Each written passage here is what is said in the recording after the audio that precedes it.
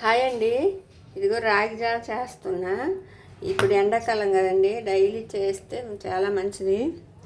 ఇట్లా ఎండాకాలం రాగి జావ చేసుకొని తాగితే చాలా మంచిదండి.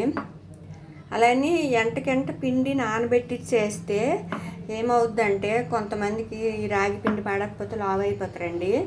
అట్లా కాకుండా నైట్ నానబెట్టాలండి. ఇదిగో నేను నైట్ వేసాను. ఇదిగో మనకి ఎంత కావాలో అంత నైట్ నానబెట్టాలి.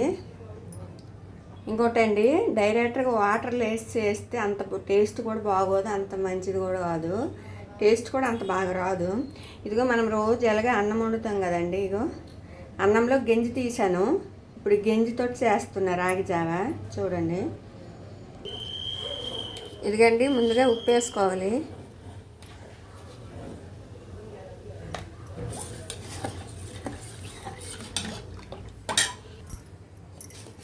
ఇదిగండి గెంజి చూడండి ఇట్లా మరుగుతుంది. ఇప్పుడు కలుపుకుంటూ వేసేయాలండి. ఇది రాగి పిండి కలుపుకుంటూ వేసేయాలి.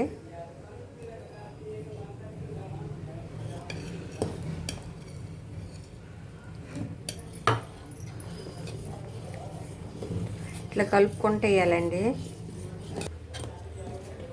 ఇదిగో కలుపుకుంటూ వేయాలి. ఒక 2 నిమిషాలు ఇలా కలపాలండి, లేకపోతే ఉండలాగా అయిపోద్ది.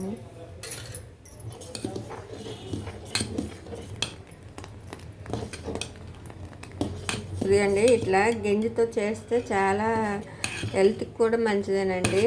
పిల్లలు తాగిన, పెద్దలు తాగిన, ఎవరు తాగినా చాలా మంచిదండి. గెంజి ఉంటుంది కదా, అన్నంలో తీసే గెంజి ఉంటుంది, చాలా మంచిదండి. ఎప్పుడు మేము చేస్తే ఇట్లా అన్నం తీసే గెంజితో చేస్తానండి. ఇట్లా గెంజితో చేస్తే అంబలు కూడా టేస్ట్ బాగుంటుంది. అదే రాగి జావ టేస్ట్ కూడా చాలా బాగుంటుందండి. అసలు దీంట్లో పెరుగు కూడా వేసుకొని తాగే అవసరం లేదు, అంత బాగుంటుంది టేస్ట్. అలా డైరెక్ట్ తాగొచ్చు, బాగుంటుందండి టేస్ట్. ఇట్లానే కలపాలండి.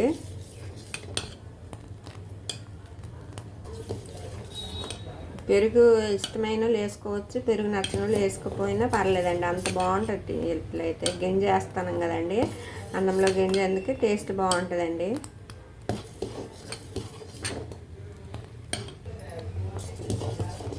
ఇదిగండి ఇట్లా ఉడికిపోతే అయిపోయిందండి అంబలి. రాగి జావ అంబలి అంటాం మేము, రాగి జావ.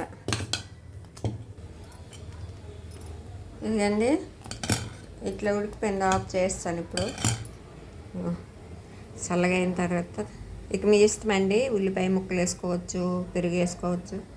పెరుగు వేయకపోయినా కూడా టేస్ట్ బాగుంటుందండి. ఇట్లా ఎందుకంటే అన్నం గెంజితో చేస్తాను కదండి, చాలా టేస్ట్ బాగుంటుంది. ఇలాగా పిల్లలకి, పెద్దలకి ఇలా ఇస్తే చాలా మంచిదండి. హెల్త్కి కూడా చాలా మంచిది. మీకు కానీ ఈ వీడియో నచ్చినట్టయితే లైక్ చేయండి, షేర్ చేయండి, ప్లీజ్ సబ్స్క్రైబ్ చేసుకోండి. థ్యాంక్ యూ అండి.